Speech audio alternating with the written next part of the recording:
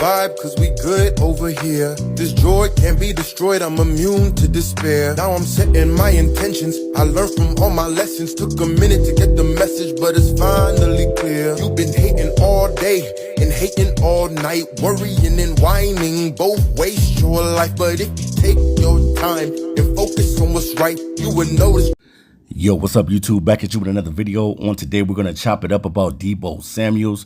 This is Raw Podcast. Make sure you hit that subscription button, subscribe to the channel, click on the bell, and hit the word all so that you'll receive every notification that comes from this channel. And without further ado, let's go ahead and get into it. As the San Francisco 49ers send Deebo Samuels to the Washington Commanders for a 5th round pick. Now, I know a lot of people are surprised that the 49ers would send Deebo to a playoff team that was only one game away from going to the Super Bowl. Definitely that team is going to be stacked. Deebo Samuel is definitely one of the most talented Swiss Army knives in all of the National Football League.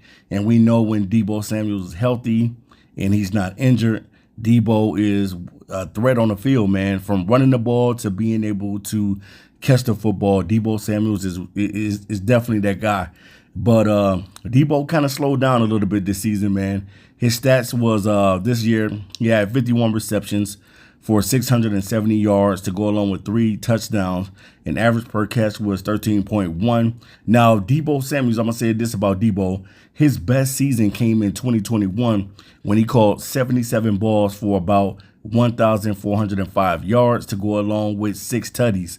So definitely, man, Deebo is one of those dudes that can put up numbers if you can get him the ball. And that's one thing that he wanted to be featured more as a receiver as well. You know what I mean? I know San Francisco used him as a Swiss Army knife, and I'm pretty sure that the Commanders are probably going to try to use him in the same order and fashion, because you already got Scary Terry over there, and being able to add a guy like Deebo Samuel is going to be a great thing for them, because they did lose Jahan Dotson. I think they traded him over to the Eagles, so he'll be like the replacement for Jahan Dotson over there. But Deebo, man, he can ball. We know what he can do. A lot of people say that Deebo was kind of slowed down this year because he gained a little weight and he got a little bit bigger. And when Deebo had on number 19, man, he was that dude. When he picked up on the number 1, he kind of slowed down a little bit. So we're going to see what Deebo is able to do with the Commanders. I know that the Commanders are probably happy that they was able to retain the rights to Deebo Samuels, because you know how special he can be with the ball in his hands.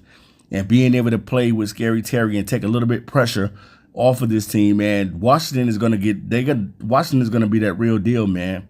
I definitely think that they're going to probably end up drafting another receiver to go along with this trio. But Washington is going to be scary, man. They're going to be very, very scary. Now, I can imagine if they even drafted, what's the tight end from Penn State, Tyler Warren. If they even drafted him, that would even make them a lot even better. So the skies is going to be the limit, man, with the Washington Commanders as they walk away with Deebo Samuels in this trade.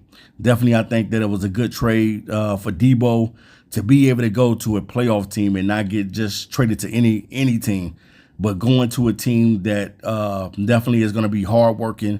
And Jaden Daniels is going to be probably one of the best young quarterbacks in the National Football League. So being traded to that situation is a beautiful thing if you're Deebo Samuels. You're not going to one of the sorriest teams in the league. You're going to a team that was only a game away. If they would have been upset at the Philadelphia Eagles, they would have been in the Super Bowl, because the Commanders did upset the Detroit Lions. Did not know that that was going to happen. But the Commanders had, at the time, they were the Washington Redskins. They did beat Detroit before in the playoffs, and it happened again.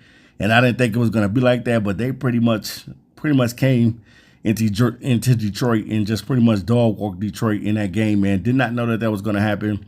Thought the Detroit Lions really had a legitimate shot to win the title, man, and be able to get to the Super Bowl this season, but it did not happen. So we'll see if the Detroit Lions will be able to rebound from that. But I definitely think that Commanders are going to continue to be a playoff team and this team is going to get better, especially with adding a piece like Deebo Samuel to the roster. Anytime you can add talent to the team, it's only going to be a surplus for the team, and it's going to be a great value for the Washington Commanders going forward. So, man, shout out to Deebo Samuel.